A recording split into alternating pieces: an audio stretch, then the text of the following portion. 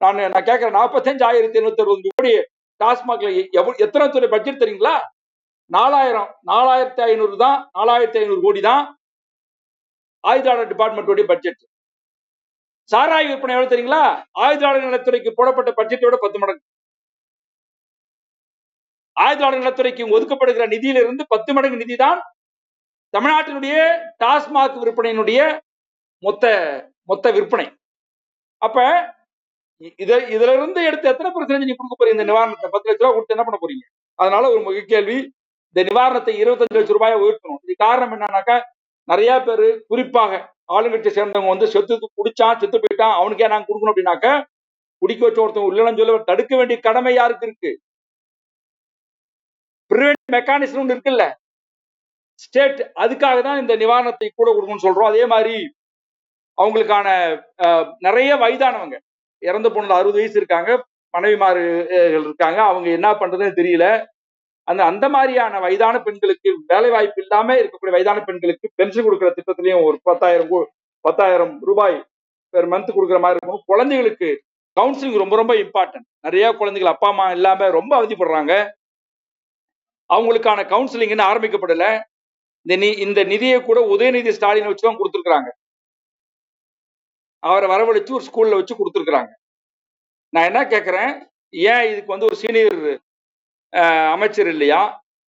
அந்த பகுதியை சேர்ந்த அமைச்சர்கள் இல்லையா?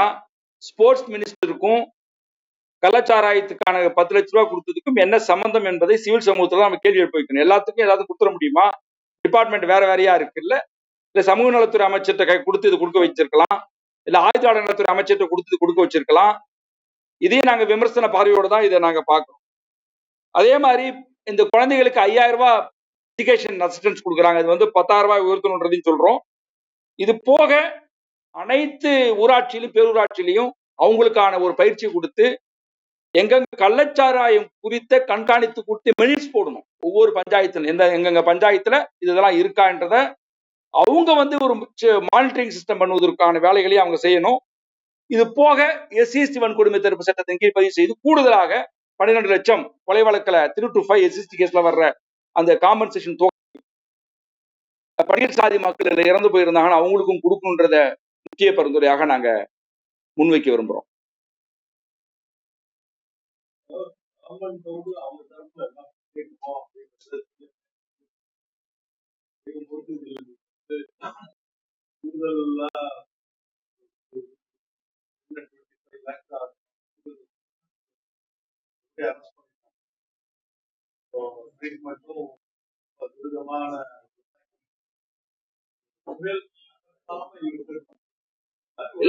இல்ல நடக்காம இருக்கிறதுக்கு அதுதான் நம்ம தமிழ்நாடு முழுவதும் இந்த கள்ளச்சாராய தடுப்பு ஒழிப்பு சம்பந்தமான ஒரு ஸ்பெஷல் கமிட்டியை ஃபார்ம் பண்ணி, அதுல ஜேர்னலிஸ்ட் இருக்கலாம், ஆக்டிவிஸ்ட் இருக்கலாம், லாயர்ஸ் இருக்கலாம், அந்த மாதிரியான குழுவை வந்து இது பண்ணி கண்காணிக்கிற ஒரு பணியினை வந்து அவங்க செய்யணும். ரெண்டாவது, ஒரு ஒயிட் ரிப்போர்ட் தயாரிக்கணும்.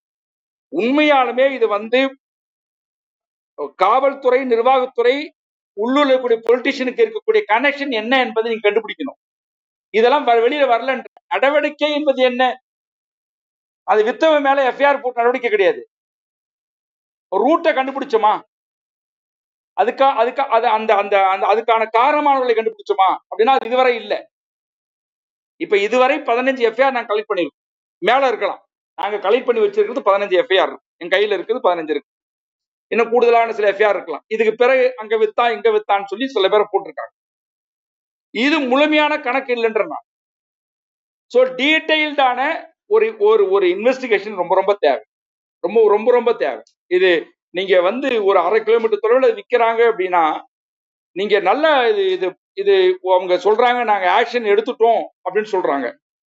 இதுவரை இருந்த கேப், இதுவரை இருந்த பிரச்சனைகள், இதுவரை இருந்த இடைவெளிகள், தோல்விகள், இதுல இருந்து என்ன லெசன் கத்துக்கிட்டாங்கன்றத ஸ்டேட் கவர்மெண்ட் ஒரு பெரிய கலந்தாய்வு கூட்டத்தை நடத்தி ஒரு ஆய்வுபூர்வமாக இதை நிறைய பேர் கருத்து கேட்பு நடத்தணும்.